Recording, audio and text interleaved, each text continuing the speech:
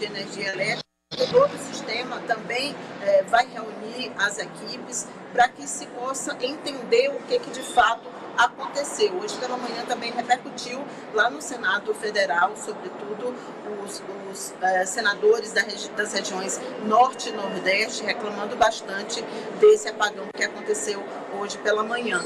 E a informação que o Ministério das Minas e Energia deu, a última informação, é de uma retomada da energia nessas regiões. Na Norte um pouco mais atrasada, com 51%, e na região Nordeste com 85%. Mas apesar da divulgação desses dados, Amadeu, ainda há muita reclamação. Um outro aspecto importante que também foi trazido pelo ministro Alexandre Silveira é em relação ao abastecimento. Ele disse que em nenhum momento houve risco de abastecimento no país, abastecimento de combustível no país, e que esse abastecimento estava garantido. Mas a gente viu o principal problema nas capitais foi em relação ao trânsito. Aí em Teresina, as principais reclamações também aconteceram, né, logo pela manhã, mas eu vi também que muitas escolas mantiveram o calendário escolar porque possuíam um gerador e, portanto, puderam receber os estudantes. E também há muita reclamação em relação à falta de água, porque há um desabastecimento de água natural quando ocorrem longos períodos sem o fornecimento de energia elétrica. Olha, nós mostramos essa questão do apagão aqui de manhã, problema todo em Teresina, e agora há pouco, Cíntia, mostramos que ainda há engarrafamento por causa dos locais sem energia. E, inclusive, há locais onde a energia voltou, mas os semáforos não foram religados, ainda permanecem sem funcionar. Agora, eu queria saber, o Ari colocou a questão da briga que está havendo entre governo e os representantes da iniciativa privada dentro da Eletrobras.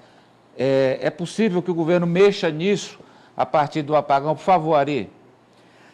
Eu queria saber se a Cíntia tem informação em Brasília, porque há uma briga, inclusive a questão foi judicializada pela Advocacia Geral da União, dizendo o seguinte: olha, é impossível que o governo tenha um voto do total de 9 do Conselho de Administração. Na prática, o governo não decide coisa nenhuma e o governo tem 40% das ações. Então, essa judicialização causou um mal-estar com o presidente que pediu demissão ontem, o Wilson Ferreira, como o França explicou, e foi escolhido o Ivan Monteiro para substituí-lo. Então, novos desdobramentos devem acontecer, né, Cíntia?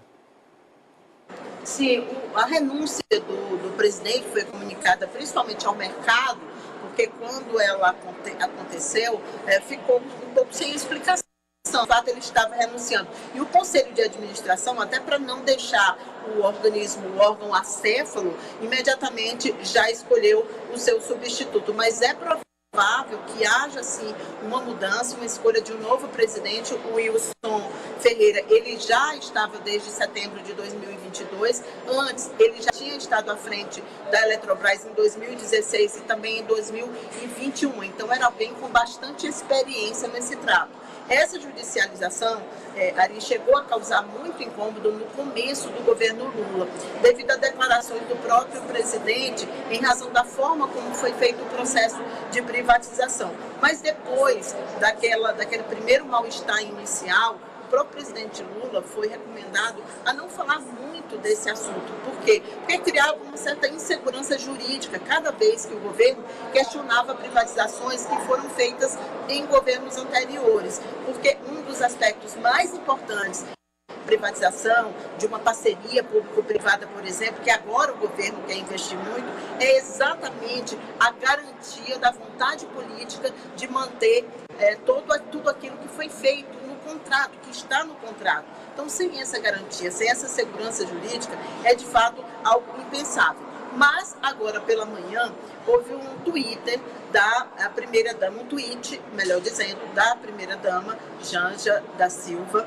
Ela publicou fazendo uma relação direta, né, uma associação direta entre o que aconteceu, o apagão e a privatização.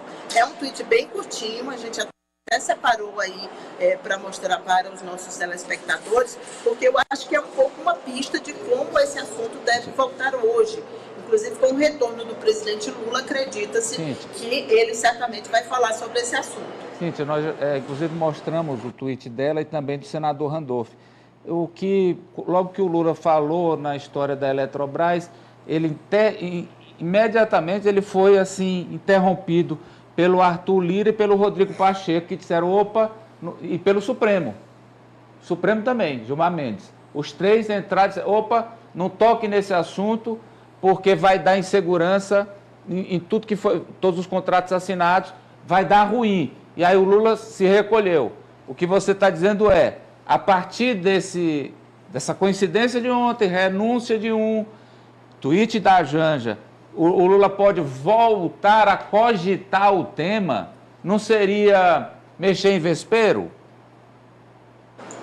Na época, o presidente da Câmara, Arthur Lira, chegou a dizer que não prosperaria nenhum tipo de alteração no que já tinha sido feito em relação à Petrobras, né? Não foram apenas críticas. Na verdade, o Lira bateu o martelo e disse, olha, aqui não entra. Mesma coisa o presidente do Senado, Rodrigo Pacheco.